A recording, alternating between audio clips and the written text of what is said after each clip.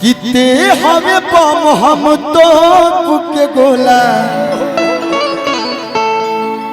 अरे किते हवे बम, समझ में आ रहा है ना? यू आर बम।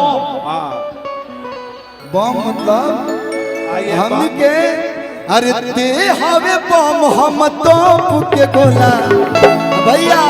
रंगदारी बिहारी के पुणे में होला। रंगदारी बिहारी के पुणे में होला। अते हमें बम हम तो के बोला। पारुल जी यार बाबा आए तो यूपी के हऊ की बिहार के हऊ तो माल बोल कौना रंगदार के हऊ। 33 गढ़ के 33। अरे किते हवे बम हम तो के गोला। रंगदारी रंगदारी हो भैया। रंगदारी बिहारी के पुणे में होला। बिहारी के पुणे में होला। ये लाइन आपके लिए है कि डेंजर जवानी मेरी रहती हूँ दिल्ली। हरियाणा से ऊपर दिल्ली में आप रहते हो, यो दिल्ली रहते रही।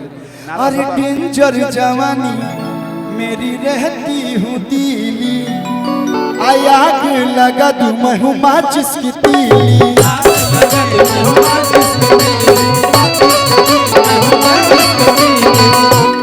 कपड़ा ते पहनले बड़े नन्हकीरे नन्हकीरे। अब हमारा स्टेज पर काफी बच बचाव करके प्रोग्राम करेगा पड़ी। वो जो यूट्यूबर भाई लोग हैं ऐसा ऐसा रील स्लो मोशन में देता लोग घरे नजरे नहीं मिला पाता आदमी। नहीं ये बहुत अच्छी है, बचपन के साथ ही। कपड़ा ते पहनले बड़े नन्हकीरे नन्हकीरे। कोते जवानिया पन पनहकीरे पनहकीरे।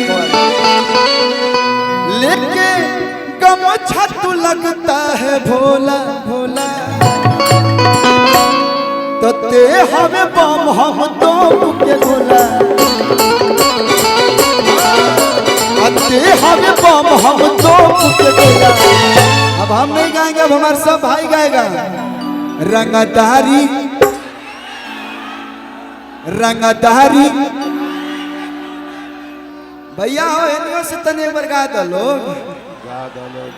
रंगदारी देखलू, लेकिन हम एजा बनी तक आई। रंगदारी यारा जिला के पुणे में होला। रंगदारी बिहारी के पुणे में होला। पिछला साल जे एगो गाना पर डांस कर रहे सुपर हिट हो गए कि भैलू पियावा के घरे जाके गो राजा जी के तू और दहिया पिया जी के तू रहला हो दहिया। धीरे धीरे यो खुलत तारी, एक दो बार आ जाइए तो खुल जाइए। अरे उठे ला लहरिया पोरे पो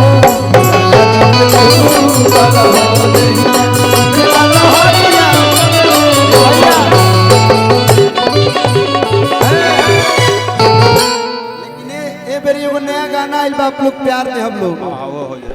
अरे एक तमहंग भइले कजरा टिकुलिया। अरे दूसरे करुआ के तेल। अच्छा महंगा भइल बा कि ना भैया? 227 रुपए किलो हो गया। रिकॉर्डिंग हम डांस करे आइल बा। हम गायक हैं। लगा दी, लगा दो। अच्छा हाँ, एगो हो जाएगा। शालिनी जी भी बोल रही